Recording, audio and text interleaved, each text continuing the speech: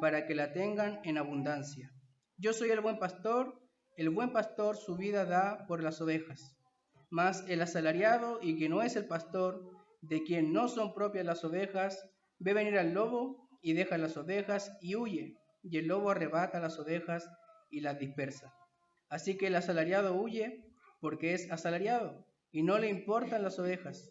Yo soy el buen pastor y conozco mis ovejas, y las mías me conocen. Así como el Padre me conoce y yo conozco al Padre, y pongo mi vida por las ovejas, también tengo otras ovejas que no son de este redil. Aquellas también debo traer, y oirán mi voz, y habrá un rebaño y un pastor. Por eso me ama el Padre, porque yo pongo mi vida para volverla a tomar. Nadie me la quita, sino que yo de mí mismo la pongo. Tengo poder para ponerla y tengo poder para volverla a tomar. Este mandamiento recibí de mi Padre. Amén. Amén. Entonces, como les decía, el título del sermón es Jesús, el buen pastor. Y hoy, en este sermón, vamos a ver cómo Jesús se presenta como el buen pastor. También no es simplemente que los editores, ¿cierto?, de la Biblia lo pusieron ahí como subtítulo, sino que es el propio Jesús que se identifica y se presenta como el buen pastor, quien guía, quien protege y quien da su vida por sus ovejas. Entonces, a medida que vamos avanzando en este sermón, le invito a preguntarse sinceramente, a medida que vamos avanzando, ¿soy realmente oveja de Jesús? ¿Le estoy siguiendo de verdad? Así que tenga esa pregunta en mente mientras vamos avanzando.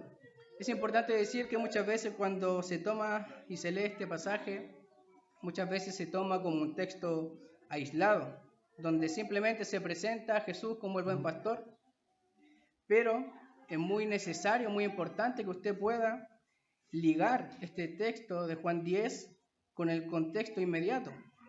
Y nos daremos cuenta con esto de que el texto está ligado al capítulo anterior. Es decir, en el capítulo 9 de Juan tenemos el relato, ¿cierto?, de la sanación de un hombre ciego. ¿Ven? En el capítulo 9 vemos a un hombre ciego y Jesús pasa, ¿cierto?, y ve a este hombre desventurado, ciego de nacimiento, y Jesús tiene misericordia de él. De este hombre marginado, ¿cierto?, por la sociedad, marginado por su condición, Jesús tiene misericordia y lo sana. Eso está en el capítulo 9. Y ante el asombro, ¿cierto?, de que Jesús sanó a este hombre, llegan los fariseos, ¿cierto?, y le preguntan qué había ocurrido, qué había pasado con él. Y un detalle importante acá a mencionar es que esto ocurrió un día sábado. Amén. Un día de reposo. Jesús sana a este ciego. Por lo tanto, los fariseos, ¿cierto?, se alborotan y le preguntan a este hombre qué había pasado. Y el ciego, más bien el ex ciego, ¿cierto?, le cuenta lo que había ocurrido con él, ¿cierto? Le cuenta que Jesús le vio, tuvo misericordia y lo sanó. Entonces los fariseos comienzan a cuestionar a este hombre, comienzan a cuestionarlo, incluso llaman a sus padres para que vengan y ellos puedan preguntarle si realmente él era ciego de nacimiento o no. Y cuestionan a sus padres, ¿cierto? Y sus padres le dicen, bueno, él tiene ya edad para que ustedes le pregunten, entonces vayan y pregúntenle directamente, porque los padres tenían miedo de lo que le fueran a hacer o decir los judíos, los fariseos en este caso. Entonces los fariseos dicen de que esto que había acontecido no procede de Dios porque había ocurrido en el día de reposo. Y entonces cuestionaban lo que había pasado y cuestionaban directamente a Jesús. Entonces los fariseos le dicen a este ex ciego que Jesús era un hombre pecador por haber hecho lo que hizo en el día de reposo. Y el ciego le dice, si es pecador yo no lo sé, pero una cosa sí sé, que es cierto que yo habiendo sido ciego, ahora veo. Amén. Entonces el ciego reconoce la obra de Dios y dice que si Jesús no hubiera venido de Dios, nada podría hacer. Entonces este hombre que había sido sanado comienza a reconocer a Jesús, ¿cierto?, como más que un maestro. Amén. Lo comienza a ver como el Mesías. Amén. Y es maravilloso, hermanos, porque esta era nuestra condición delante del Señor, ciegos espirituales. Amén. Y Jesús, tal cual como con este ciego, vino a nosotros, nuestra condición miserable, muertos espiritualmente, y vino a darnos vida. Amén. Entonces los fariseos, enojados, viendo cómo este hombre no solo fue sanado, sino que comenzó de a poco a simpatizar con Jesús. ¿Y qué hacen los fariseos? Lo expulsan, lo echan de la sinagoga. Entonces vemos como Jesús nuevamente viene a este hombre, no le deja solo, no lo deja simplemente con la vista restaurada, sino que Jesús viene y le pregunta, ¿crees en el Hijo de Dios? Y este hombre le pregunta, bueno, ¿quién es el Hijo de Dios?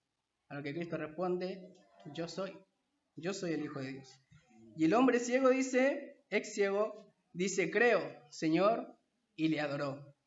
Amén. Entonces, ¿qué pasa? Que Jesús y Juan aquí conecta este acontecimiento con el capítulo 10 que acabamos de leer.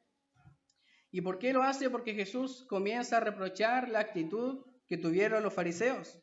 Ellos debiendo pastorear la vida de este hombre y la vida de Israel, ellos en vez de haberle expulsado y marginado de la sociedad y ahora de la sinagoga, ellos debieron haber cuidado del alma de esta persona y no lo hicieron.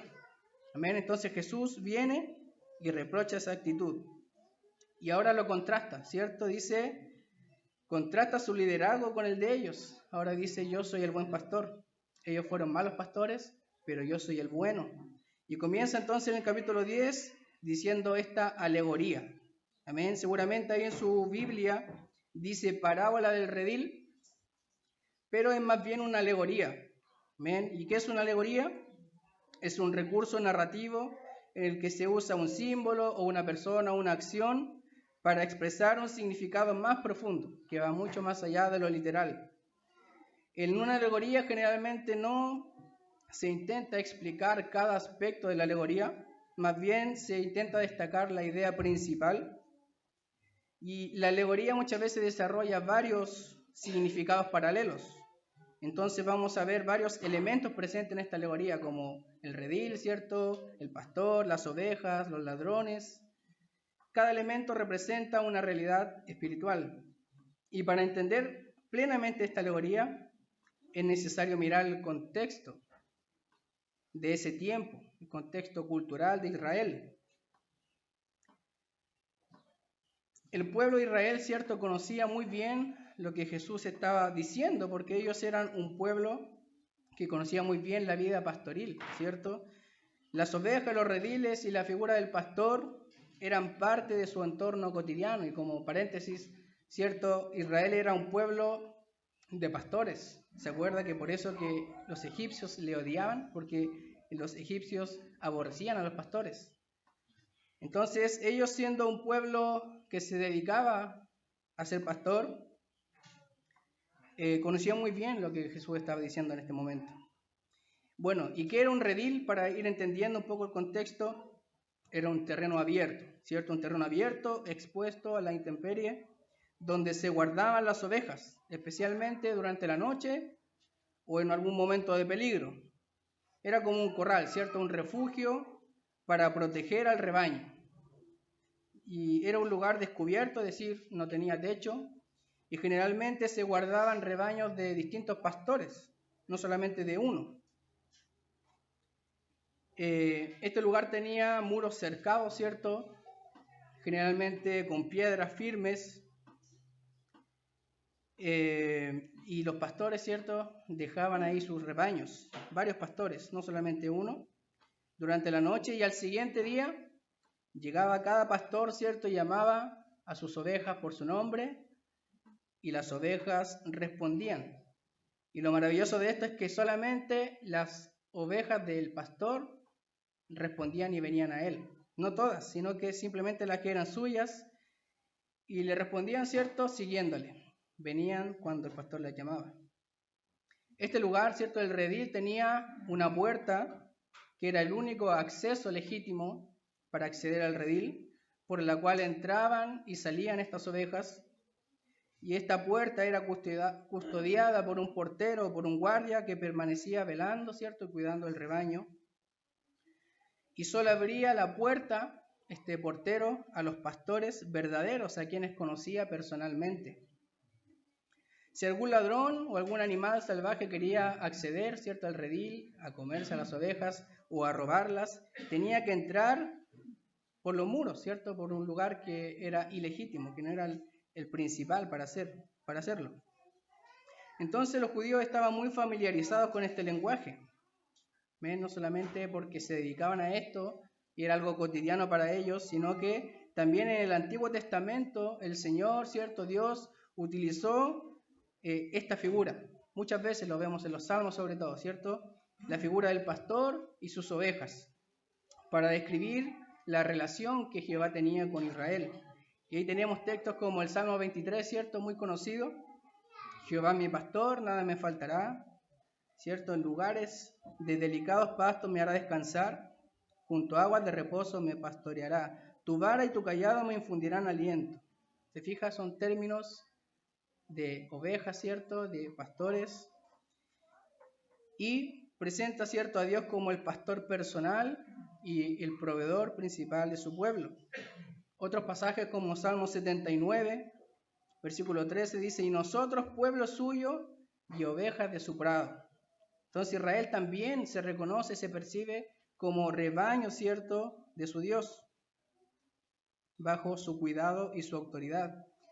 Otro pasaje que tenemos es Isaías 40, que dice, como pastor apacentará a su rebaño, en su brazo llevará a los corderos, y en su seno los llevará, pastoreará suavemente a las recién paridas. Entonces vemos, ¿cierto?, una imagen tierna y poderosa de cómo Dios era pastor compasivo y cuidador de su pueblo. Por lo tanto, Jesús utiliza en el capítulo 10 de Juan, retoma el lenguaje, ¿cierto? Retoma ideas que ya son conocidas para el pueblo, no introduce una idea nueva, sino que retoma el lenguaje que estaba profundamente ligado a la identidad de Israel. Entonces Jesús se presenta como el cumplimiento de esa promesa, el pastor verdadero y divino que conoce y llama y da su vida por las ovejas. Amén.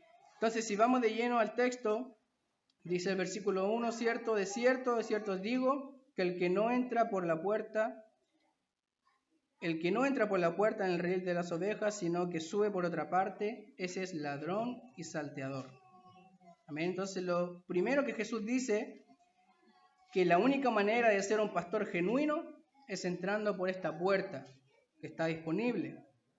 Quien intente ingresar de otra manera, ¿cierto?, que no sea por la puerta, que sube por otra parte, lo que está diciendo Jesús es que no tiene autoridad, porque obviamente no tiene buenas intenciones, sino que lo más probable es que quiera robar, ¿cierto? Que esta persona sea un ladrón, un salteador, alguien que quiere robar, matar o destruir, ¿cierto?, los términos que ocupa ahí. Entonces Jesús nos da a entender de que no todos los que dicen cuidar el rebaño realmente lo hacen.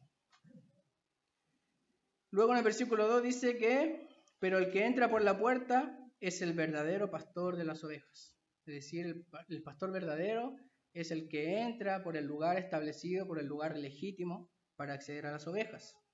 Los demás son ladrones y salteadores. Es decir, el pastor es al único que le abrirá la puerta el portero que está al cuidado del redil. ¿Qué más dice en los versículos siguientes, del 3 al 5? Que las ovejas oyen la voz de su pastor. Él las llama por su nombre y ellas le siguen porque reconocen la voz de su pastor. Al extraño dicen no seguirán, sino que huirán de él porque no conocen la voz del extraño. Amén. Entonces tenemos la figura del pastor, que es el único que puede entrar al redil para llamar a sus ovejas. ¿Y para qué las llama? Para sacarlas y cuidar de ellas. Es decir, las saca del redil, la guía, ¿cierto? Las lleva a comer, a alimentarse, a tener cuidado de ellas. Y eso nos lleva, ¿cierto?, a ver una relación estrecha entre el pastor y sus ovejas, ¿cierto? Va al redil por la mañana, las saca, las alimenta, las guía, las cuida de los lobos, está dispuesto a dar su vida por sus ovejas, porque son de él. Luego en el versículo 6 dice que los fariseos no entendieron esta alegoría que Jesús les dijo. Los fariseos, cierto, que se creían los más expertos en conocimiento, no reconocieron al buen pastor ni lo que Jesús les estaba diciendo, porque su corazón estaban endurecidos. No podía ver que Jesús era realmente el que estaba cuidando y amando a su pueblo. Y esta era la realidad espiritual de todos nosotros, como decíamos al principio, ¿cierto? Teníamos nosotros el corazón endurecido, al igual que el ciego del capítulo 9. Éramos ciegos espirituales, pero Jesús tuvo que salir a nuestro encuentro. Amén. ¿Cuál buen pastor salió a nuestro encuentro? ¿Cuál pastor nos llamó y como sus ovejas le oímos y reconocimos su voz y le seguimos? Amén. Jesús, al ver que no entendieron, entonces vuelve a explicarles, pero ahora añadiendo un poco más de detalles, siendo un poco más específicos en cuanto a los símbolos de la alegoría que él había utilizado. Y tenemos algunos elementos, por ejemplo, tenemos la puerta, ¿cierto? Jesús dice que no solo dice que hay una puerta por la que se puede entrar al redil, sino que Jesús dice que Él es la puerta. Amén. Yo soy la puerta, dice Jesús, por donde las ovejas pueden y deben entrar y hallarán salvación. Juan 14:6 dice, yo soy el camino y la verdad y la vida, nadie viene al Padre sino por mí. Y esto refuerza que Él es el único medio legítimo para entrar al reino de Dios, ¿cierto? Y para entrar al redil en esta oportunidad. Hechos 4:12 también dice, y en ningún otro hay salvación, porque no hay otro nombre bajo el cielo dado a los hombres en que podamos ser salvos. Amén. Apoya la idea de que solo Jesús da acceso a la salvación y no hay ninguna otra puerta que sea válida para esto. Cualquier persona que quiera acercarse a Dios y unirse a su pueblo debe hacerlo por medio de Jesús, lo que Jesús está diciendo. Yo soy la puerta, el que quiera acceder a este redil, el que quiera acceder a Dios, tiene que entrar por mí, no hay otra entrada. Ni la Virgen María, ni las mandas, ni venir a la iglesia es el acceso que usted puede tomar para ir al Padre, sino solamente Jesús. Solamente Jesús puede darte el acceso al redil del Padre. Pero algo maravilloso sucede acá. No solo Cristo es la puerta, sino que también Él mismo nos capacita para poder entrar por esta puerta que es Él. Por naturaleza, ninguno de nosotros podemos acceder, ninguno de nosotros puede entrar por la puerta porque estábamos espiritualmente muertos. Estábamos ciegos y ajenos a la vida de Dios. No teníamos ni el deseo ni la capacidad de querer acercarnos a Dios. Efesios 2 dice que estábamos muertos en delitos y pecados, pero Dios, que es rico en misericordia, nos dio vida juntamente con Cristo. Es decir, Cristo no solo abre el acceso al Padre, sino que transforma el corazón del pecador para que quiera entrar, para que reconozca su voz y se acerque confiado. Amén. No solamente dice Jesús, yo soy la puerta, vengan, entren por mí, sino que Él nos capacita para eso. Él nos transforma y nos habilita, ¿cierto?, para que nosotros reconozcamos su voz. La puerta, ¿cierto?, no se atraviesa por mérito, sino por gracia, es decir, Dios, ¿cierto?, actuando en nosotros. Usted no puede llegar a la puerta, pararse fuera y decir, bueno, déjenme entrar porque tengo todos estos méritos. Usted no puede hacer eso, sino que es por gracia. Es el mismo pastor quien llama y nos concede los oídos para oír y la fe para creer. Romanos 5:2 dice, por quien también tenemos entrada por la fe a esta gracia en la cual estamos firmes. Amén. Esa fe, que es el medio por el cual entramos, también es un don de Dios. Por eso cada vez que un pecador viene a Cristo, no es por su voluntad natural, no es porque él quería venir a Cristo, sino porque el buen pastor le llamó eficazmente, le ha abierto el corazón y lo ha hecho entrar por la puerta. ¿Amén? Es decir, usted no puede entrar por esa puerta por méritos ni por deseo propio. Así que no solamente debemos mirar a Cristo como el acceso, a la puerta, ¿cierto?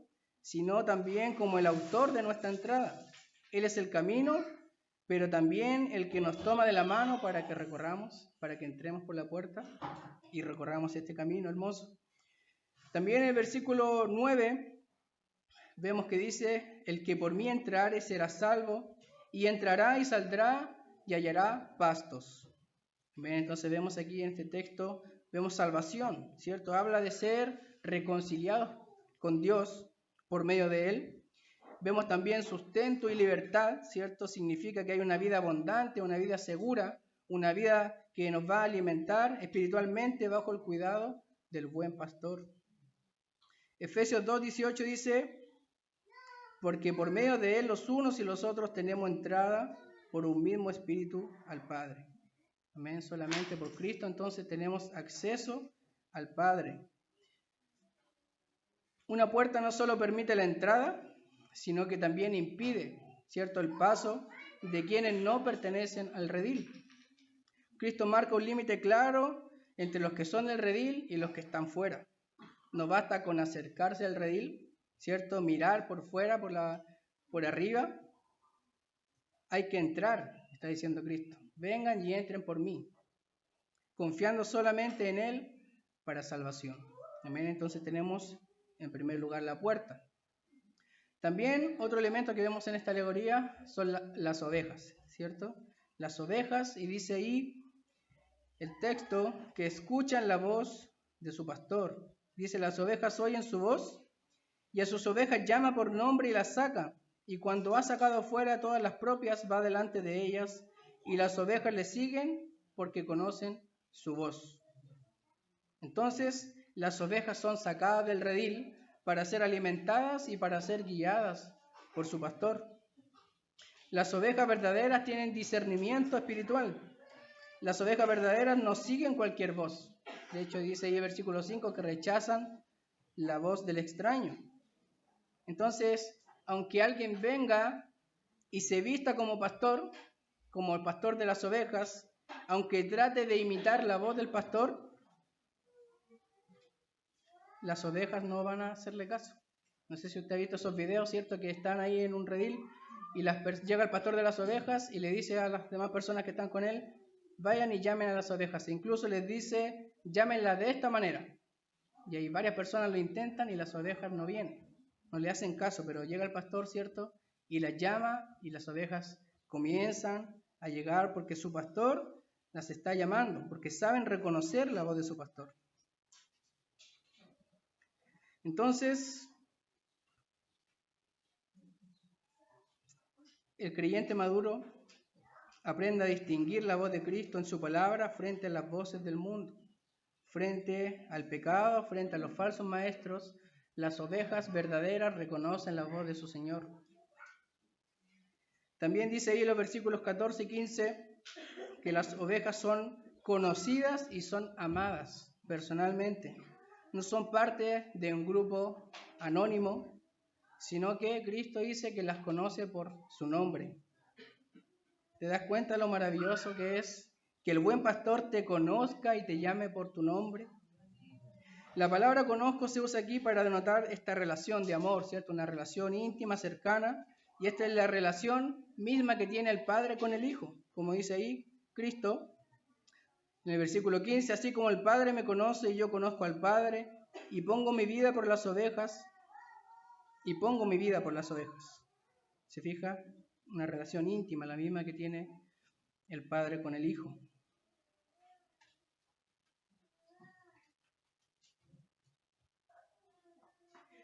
Entonces, nuestra identidad y seguridad no dependen de cuán fuerte sea nuestra fe, sino depende de Cristo, quien nos conoce, ¿cierto? Cristo nos conoce por nuestro nombre.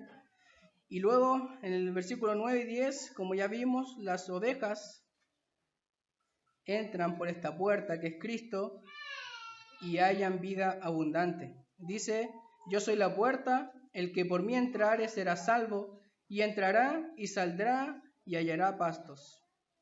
Es decir, las ovejas no buscan otro camino, porque saben que solamente Cristo es el que les da acceso al Padre.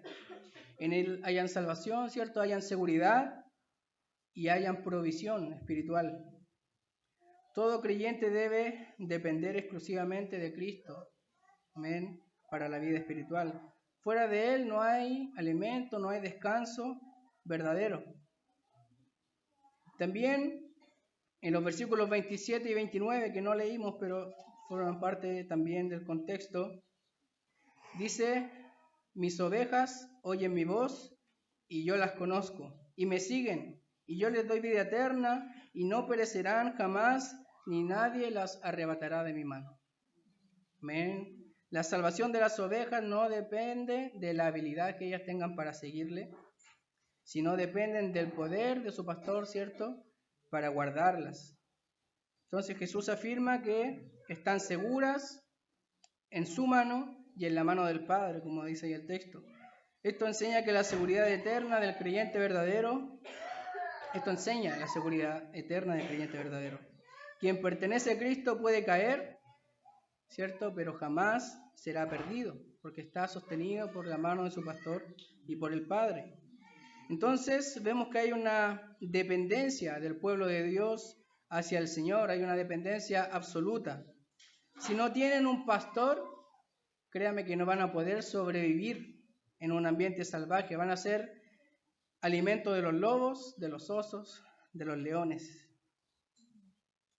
Entonces hay una relación directa y estrecha con su pastor.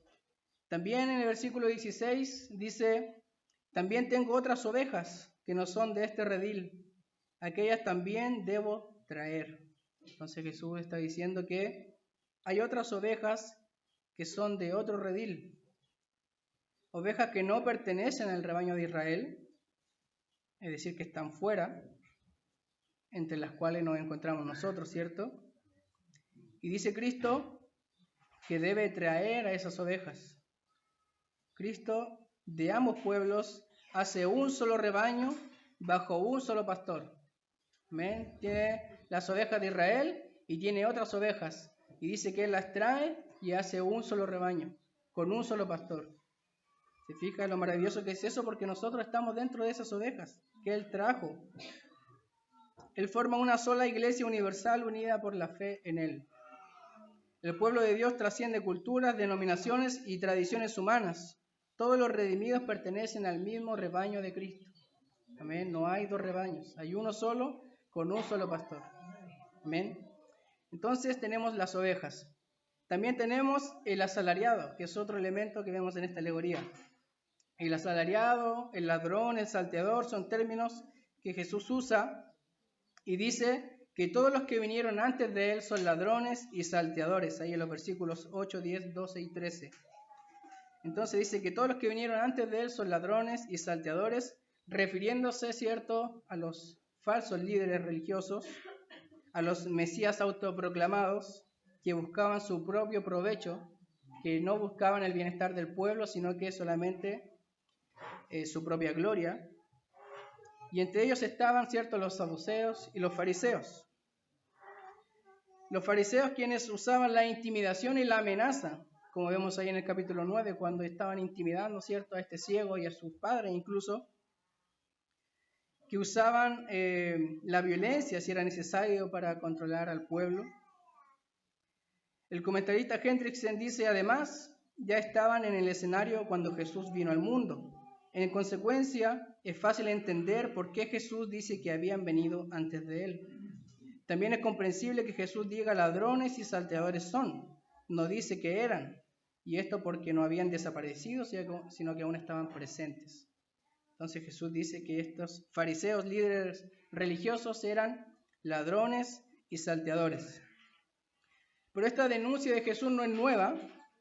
Dios ya había advertido antes en el Antiguo Testamento contra los pastores infieles que se aprovechaban del rebaño en lugar de cuidarlo. Y si hablamos de Juan 10, casi de manera obligada debemos hablar de Ezequiel 34. Acompáñenme por favor a Ezequiel 34.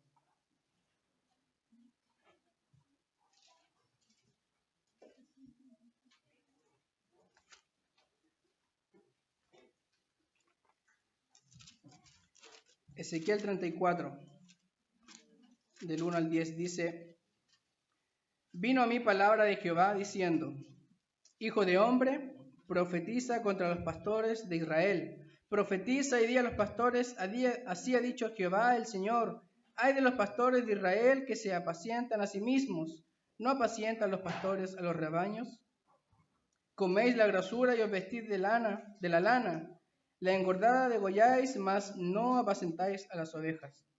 No fortalecisteis las débiles, ni curasteis la enferma. No vendasteis la perniquebrada, no volvisteis al redil la descarriada, ni buscasteis la perdida, sino que os habéis enseñoreado de ellas con dureza y con violencia. Y andan errantes por falta de pastor, y son presa de todas las fieras del campo y se han dispersado. Anduvieron perdidas mis ovejas por todos los montes y en todo collado alto, y en toda la faz de la tierra fueron esparcidas mis ovejas, y no hubo quien las buscase, ni quien preguntase por ellas. Por tanto, pastores, oíd palabra de Jehová.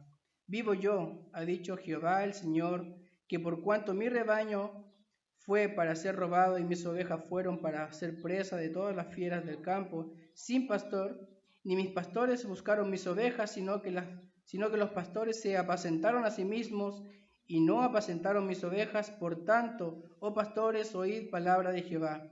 Así ha dicho Jehová el Señor: he aquí yo estoy contra los pastores y demandaré mis ovejas de su mano y les haré dejar de apacentar las ovejas, ni los pastores se apacentarán más a sí mismos, pues yo libraré mis ovejas de sus bocas y no les serán más por comida. Amén. Entonces aquí Dios acusa, ¿cierto?, a los líderes de Israel por explotar al rebaño. Se fija que no es algo nuevo que en el tiempo de Jesús aconteció, sino que ya vemos en otros textos cómo Dios también reprochaba, ¿cierto?, acusaba a estos líderes de Israel por explotar a sus ovejas. También, si me acompaña, por favor, al libro de Jeremías 23.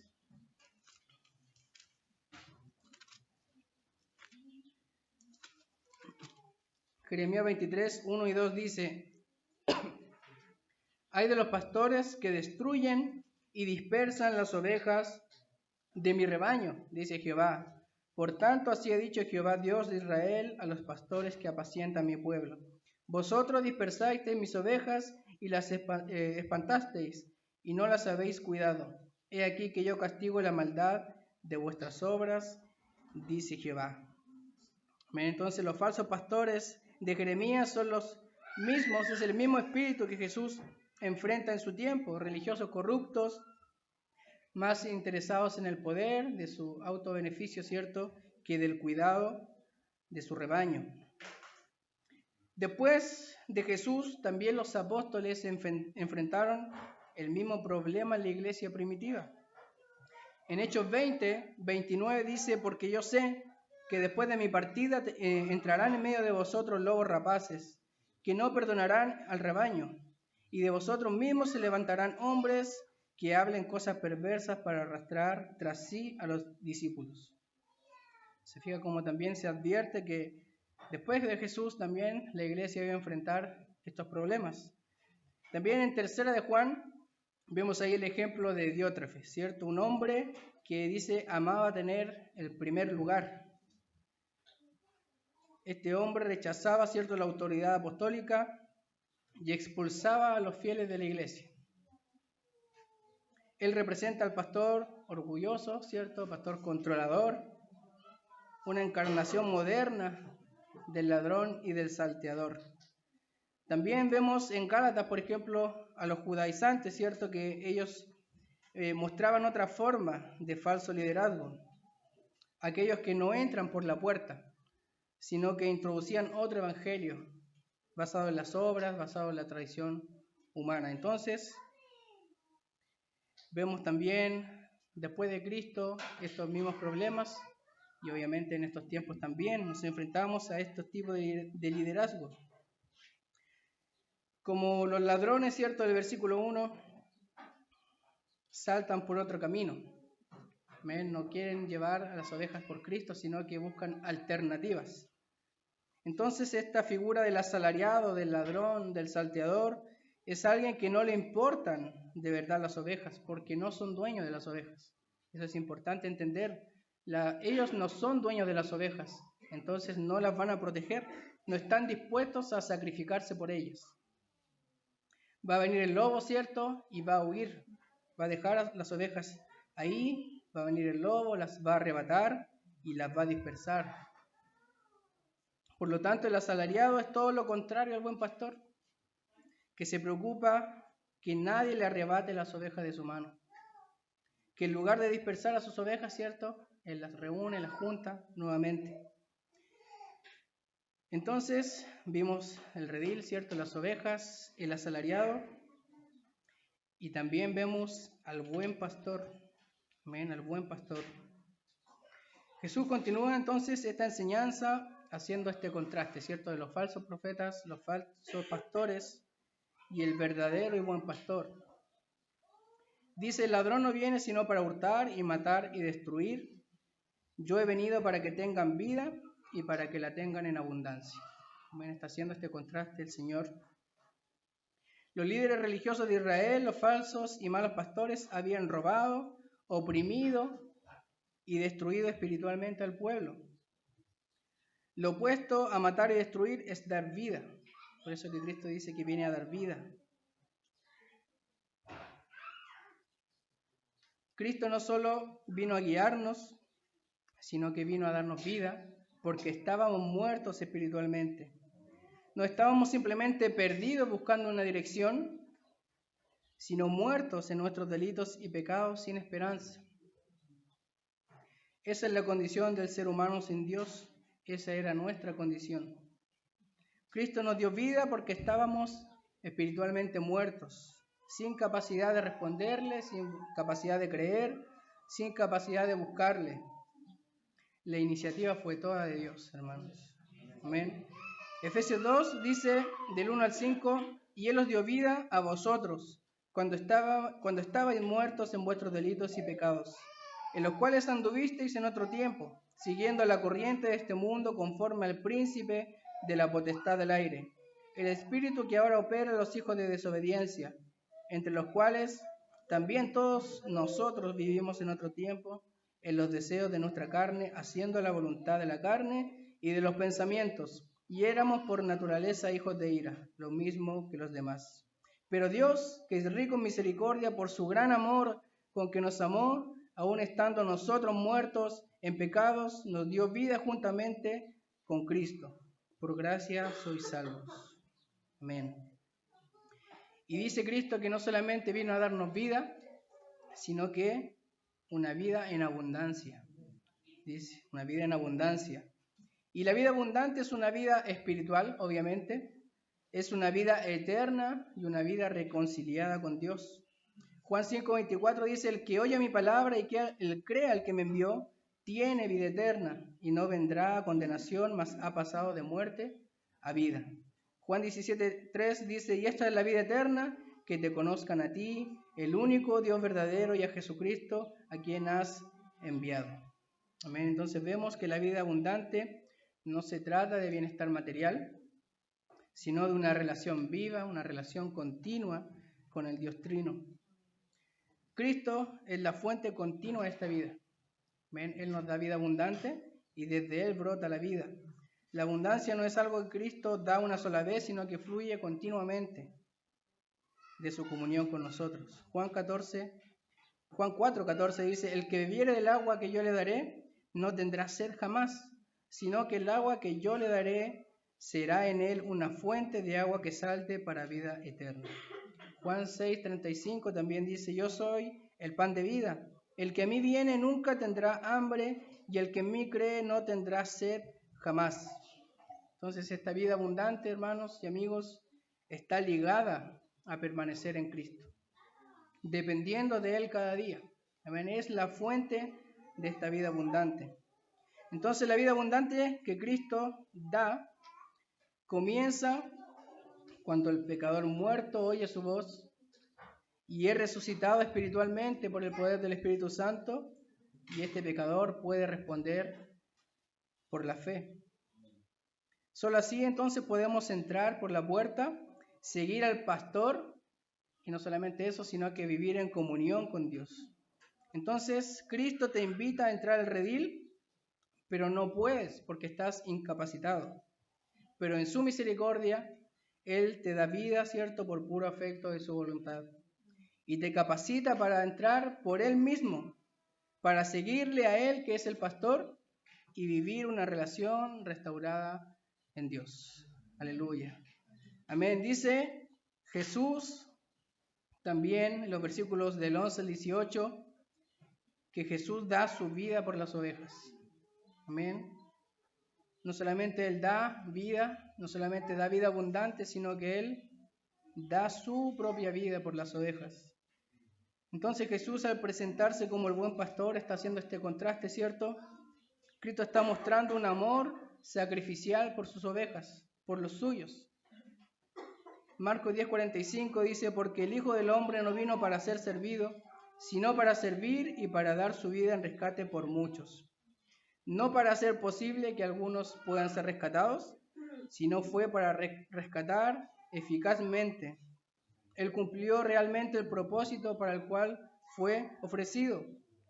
No fue una oferta general sin resultado, sino una obra redentora, concreta y suficiente para salvar a los que el Padre le había dado, como dice Juan 6. Entonces Cristo no intentó salvar, sino que Él salvó eficazmente a su pueblo de sus pecados. En otras palabras, su muerte no solo hace posible la salvación, sino que además de eso la garantiza para los suyos, porque es una salvación eficaz. Amén. Entonces vemos el sacrificio voluntario y sustitutorio de Cristo. Amén, es un sacrificio voluntario. Él se hizo hombre, ¿cierto? Como dice Filipenses, se humilló a sí mismo y se hizo obediente hasta la muerte de cruz. Por lo que vemos aquí que hay una obediencia, ¿cierto? Hay una obediencia voluntaria al Padre. Él voluntariamente dio su vida. Nadie se la quita, como dice el versículo 17. Entonces Jesús no fue una víctima pasiva, sino que fue un siervo obediente y un siervo voluntario. No solo eso, sino que da su vida y Él la vuelve a tomar, dice ahí el texto. Él da su vida y Él la vuelve a tomar. Cristo tiene autoridad sobre la vida, ¿cierto? Y también sobre la muerte. Jesús dijo ahí en Juan 2:19, destruiré este templo y en 3 días lo levantaré. En Juan 5:26, como el Padre tiene vida en sí mismo, así también ha dado al Hijo tener vida en sí mismo.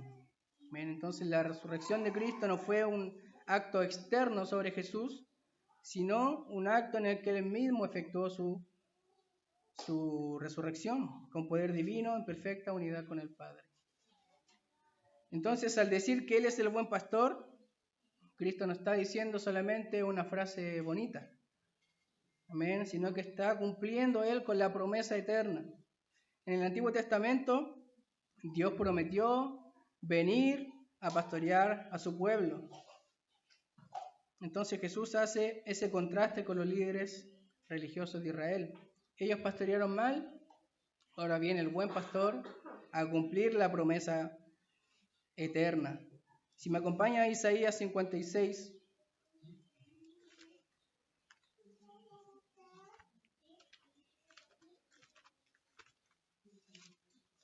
Isaías 56, 10 al 12 dice: sus atalayas son ciegos, todos ellos ignorantes, todos ellos perros mudos, no pueden ladrar, soñolientos, echados, aman el dormir. Y esos perros comilones son insaciables y los pastores mismos no saben entender. Todos ellos siguen sus propios caminos, cada uno busca su propio provecho, cada uno por su lado. Amén. Entonces Dios hace este contraste, Cristo está haciendo este contraste con estos malos pastores que buscaban lo suyo propio. Pero Dios, vamos a leer ahora, que había prometido siglos antes que Él vendría a pastorear a su pueblo. Acompáñenme ahí en Isaías también, pero el capítulo 40. Dios había prometido que Él mismo vendría a pastorear a su pueblo. Isaías 40, 10 y 11 dice: He aquí que Jehová el Señor vendrá con poder y su brazo señoreará. He aquí que su recompensa viene con Él y su paga delante de su rostro. Como pastor apacentará su rebaño, en su brazo llevará los corderos y en su seno los llevará. Pastoreará suavemente a las recién paridas.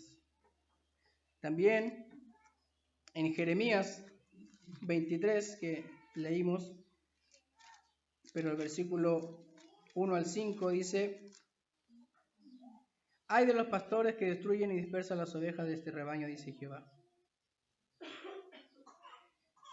Dice versículo 5: He aquí que vienen días, dice Jehová, en que levantaré a David, renuevo justo, y reinará como rey, el cual será dichoso y hará juicio y justicia en la tierra.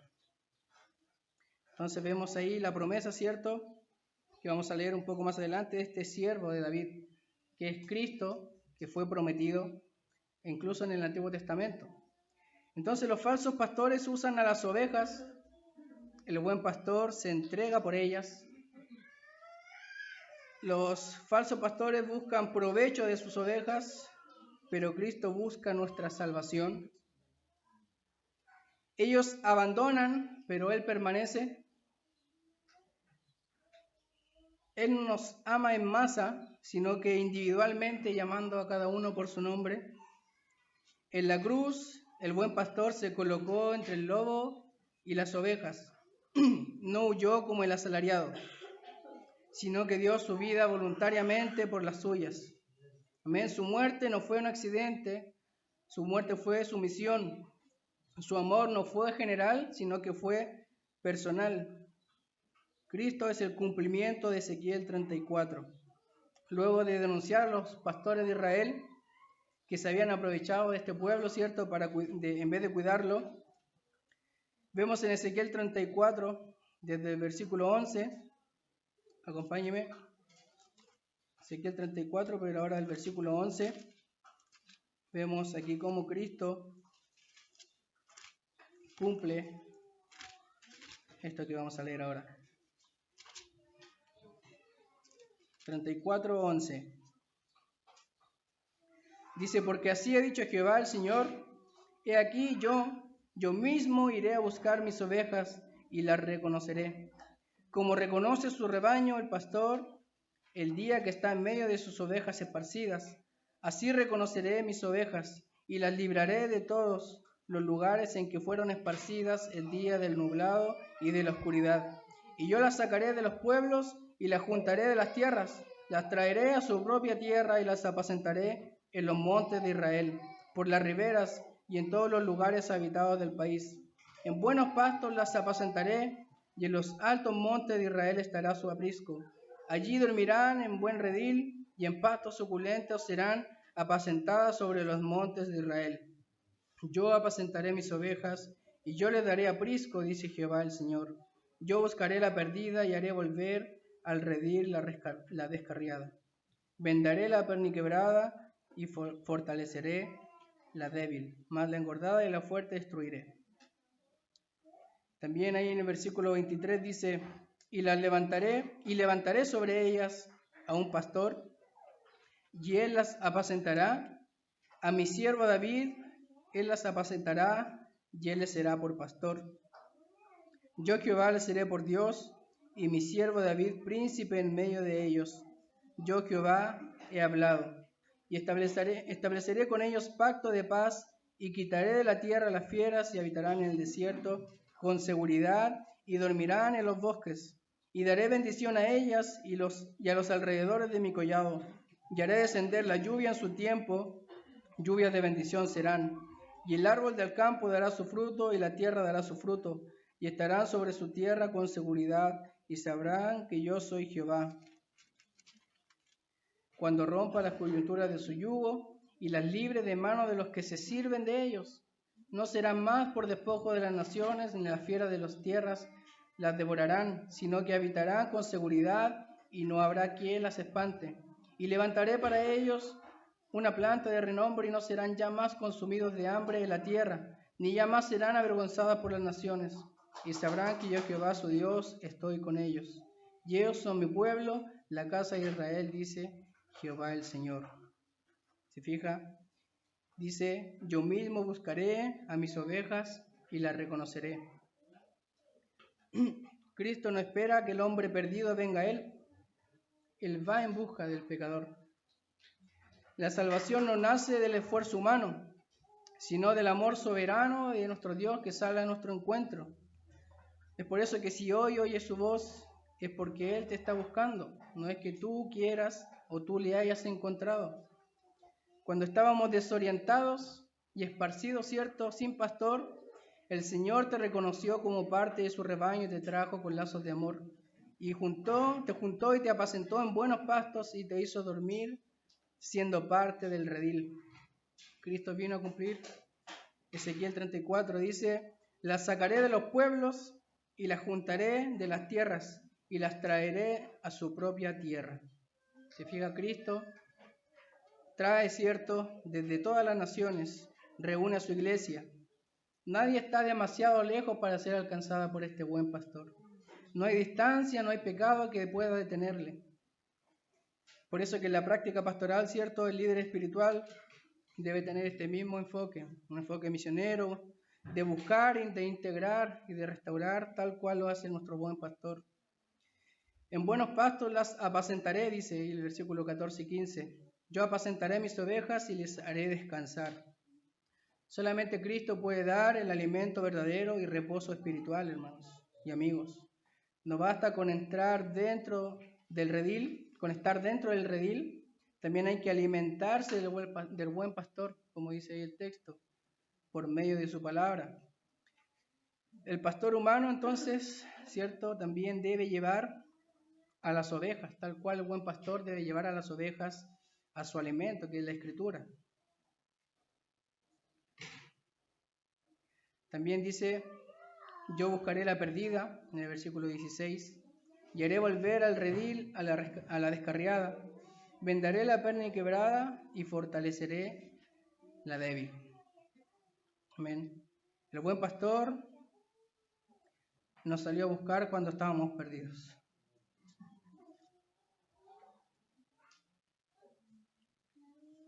Y este es el corazón de Cristo, hermanos. Compasión hacia los débiles, no desprecio. El creyente puede caer, ¿cierto? Puede tropezar, puede enfriarse incluso, pero nunca será abandonado por su pastor. En la iglesia debemos reflejar ese mismo espíritu. Amén. Restaurar con ternura, no juzgar con dureza, tener el mismo sentir que tiene nuestro buen pastor. Cuando nos extraviamos, no nos desecha. Amén. Sino que nos lleva de vuelta al redil. Si nos quedamos cojos, dice que Él nos venda, que Él nos sana. Dice también, y levantaré sobre ellas a un pastor, y Él las apacentará, mi siervo David. Se fija que Ezequiel, no sé si se dio cuenta, fue escrito mucho tiempo después que estuvo vivo David. Pero aquí Él dice, este siervo David, mi siervo David. Y este siervo David se refiere a Cristo, el descendiente prometido. Jesús cumple esta promesa al decir, yo soy el buen pastor. Yo soy, ese de que se hablaba ya en Ezequiel, yo soy el buen pastor. Solamente Él tiene autoridad y amor para gobernar y para cuidar al pueblo de Dios. Amén. Jesús solo tiene esta relación íntima con sus ovejas, hermanos y amigos. Él es el buen pastor de sus ovejas, no del mundo, de sus ovejas. Ya para concluir, el buen pastor, Cristo, es merecedor de toda nuestra alabanza, hermanos. Él no se quedó mirando desde lejos, sino que vino a buscarnos cuando estábamos perdidos, cuando estábamos sucios, cuando estábamos sin rumbo. Nos llamó por nombre, nos lavó, ¿cierto? Nos dio vida y nos trajo al redil. Y ese mismo pastor sigue pastoreando hoy. Amén. Ese mismo pastor sigue pastoreando hoy. Él te cuida, ¿cierto? Te guía con su palabra, te corrige con su vara, te consuela con su cayado y te alimenta con su gracia. Quizá alguno de ustedes hoy se siente lejos, se siente confundido, se siente débil o herido. Pero recuerde lo que dijo el Señor ahí en Ezequiel: yo buscaré la perdida, haré volver al redil la descarriada, vendaré la perni quebrada y fortaleceré la débil. Ese es el corazón del buen pastor. Amén. No te deja perdido, sino que sale a tu encuentro. Así que si hoy oyes su voz, no endurezcas tu corazón, amigo. No endurezcas tu corazón, no sigas voces extrañas. No busques alimento en los rediles de este mundo. Busca alimento en el buen pastor. Ven a Cristo, que es la puerta. Sigue a Cristo, el buen pastor. Descansa en Cristo, tu Salvador. Amén, porque solo Él y en nadie más hay seguridad, hay alimento, hay dirección y hay vida en abundancia. Amén. Vamos a orar.